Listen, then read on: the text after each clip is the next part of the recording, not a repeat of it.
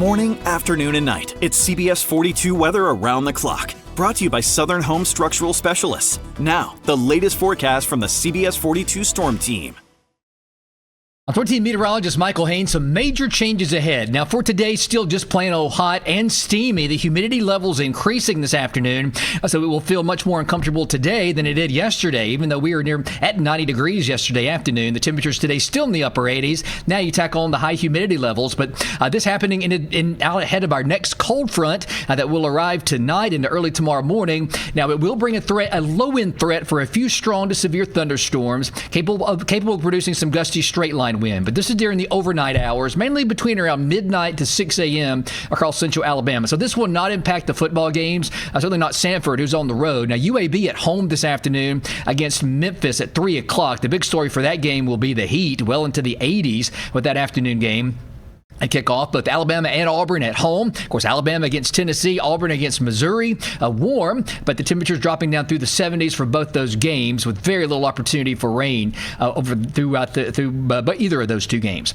Talladega weekend, the Xfinity race taking place this afternoon. Warm and dry. Then the front arriving late tonight, bringing the rain, but it's out of here in time for the big race tomorrow afternoon.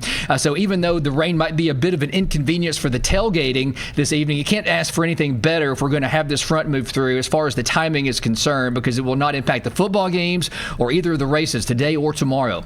So this is the future cast to show you we are dry through the rest of this afternoon. Now there's a slim chance for a few sprinkles, but the chance for any given spot to get wet very low. Then late tonight, early tomorrow morning, from a midnight all the way through around 6 in the morning. That's the main time frame for all of central Alabama. And then it's all out of here by after 8 o'clock. As far as the widespread rain, now there'll be a few lingering showers into the morning, and then by afternoon, a brisk north wind and the temperatures dropping through the 70s, likely in the 60s by afternoon. So tomorrow will be a completely different kind of day. If you like the cool fall weather, it's finally arriving. Just give it literally just a few more hours, just hours ahead, hours from now, we'll feel much better. So the time frame, northwest Alabama, we'll say from Tuscaloosa, Coleman points northwest, midnight to 3 o'clock in the morning. As far as the storm timing, around 2 to 6 a.m., the I-65 corridor, and then southeast of Interstate 59, Anniston, Talladega, Oxford, Sylacauga, just around 5 to 9, but it will get out of here, even out of East Alabama by 9 o'clock in the morning. But we'll kind of have that time frame in place for you, just understand that that's what we're expecting.